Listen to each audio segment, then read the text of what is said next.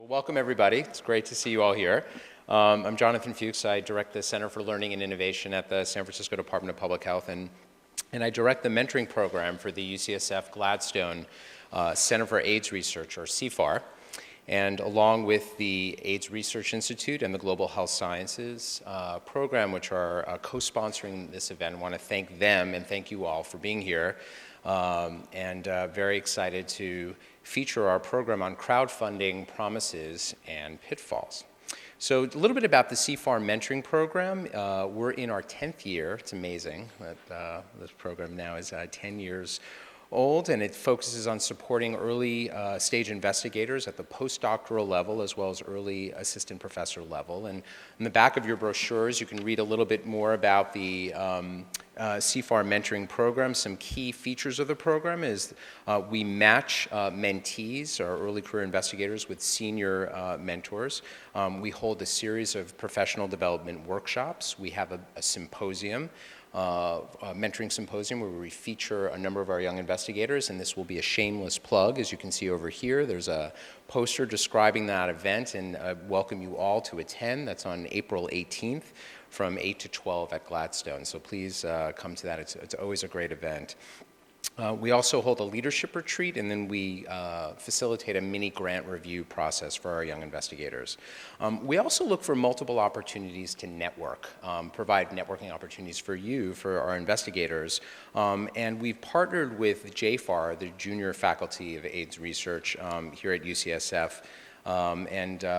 Satish Pillai, who you'll meet momentarily, leads that effort, and this is really what brought us here together, is the kind of the vein, in that vein, why we're here today, looking at our junior faculty and a need that they've had to look for alternative sources of funding to support their research, clearly in the setting of constrained resources from the federal government. I think our young investigators and our investigators more generally are looking for alternative sources of support for their novel research. We are very excited to be able to bring this really wonderful panel together to address issues about how to get started with crowdfunding. What's the potential for this? What's happening here at UCSF and with some of the other partners who have really spearheaded this field. And it's an exciting one, and one that we're really looking forward to delving into in our program. So just briefly about the program, Satish will join us in a moment and introduce our speakers. Each of them will have about 10 minutes to share some of their experience and experience of the different programs that they're a part of.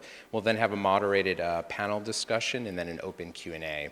We have a microphone, so as I mentioned, this session is being recorded, so we'll make sure if you do have questions to take the microphone and share them, so we'll be able to capture that on the video and audio. So without further ado, Satish, thanks so much.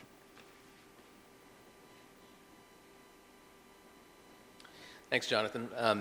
So as Jonathan mentioned, we run sort of complementary dog and pony shows, I think. So the CFAR mentorship program is more focused on people who are generally at the postdoctoral phase, who are trying to climb the ladder to gain their first faculty positions, which a huge part of that challenge is getting your first major grant award to allow you to propel those individuals to their first faculty position. And JFAR is more focused on, on early stage faculty, so assistant professors who are generally making the transition from K awards to their first R awards, which in this era of very bleak federal funding is getting more and more challenging.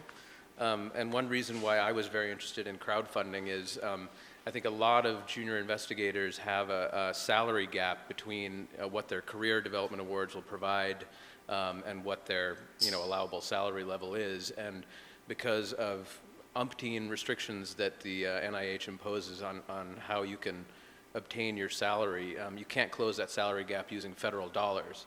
So I think crowdsourcing could be a very good way to close that gap and also generate funding for pilot research to generate preliminary data for an R01. So with that, I'm going to skip right to introducing our speakers. So as you can tell, this is not Cindy Wu right here. Oscar was kind enough to fill in for Cindy at the last moment, and I really, really enjoy Oscar's bio. So here's Oscar's bio. I've spent the better part of the last 3 years trying to glue broken bones back together, which I'd love to hear more about this experience. In 2012, Oscar took a break from work in the bioadhesives lab to do something more computational, which turned out to be a slippery slope, and he quickly found himself taking a leave of absence from grad school to join Experiment, which at that point was known as MicroRISA. A year later, Oscar is here. So thanks for joining us, Oscar. Then I'll introduce Daniel. So Daniel Scarpelli, sitting over here to my right, is a fundraising professional with a focus on building donor pipelines and leveraging technology to support fundraising campaigns. Most recently, he served as a senior director of annual and special giving at UCSF, where he partnered with the Office of Innovation, Technology, and Alliances to bring crowdfunding to the UCSF campus. Unfortunately for us at UCSF, on April 1st, Daniel will continue his career at the Trust for Public Land as the Philanthropy Operations Director. So congratulations on your new gig, and it's sad that you'll be leaving the UCSF community. And then thirdly, we have Michael Greenberg, who is the Senior Executive Vice President and co-founder of ScaleFunder, which is the market-leading higher education crowdfunding platform. Before ScaleFunder's acquisition by Ruffalo Cody, am I pronouncing that correctly? In 2014, Michael was the founding CEO of ScaleFunder, and prior to founding ScaleFunder, Michael was the Director of Innovation at UCLA, where his primary focus centered on bolstering UCLA's role in the LA technology ecosystem. He is also the co-founder of UCLA's first student technology accelerator, Startup UCLA. Michael received a BS in physics with honors from Loyola University. And with that, I think each one of you guys are going to present, maybe for about 10 minutes just to introduce yourselves and what your respective roles are within the crowdfunding community. So I think we'll kick things off with Oscar. Thank you.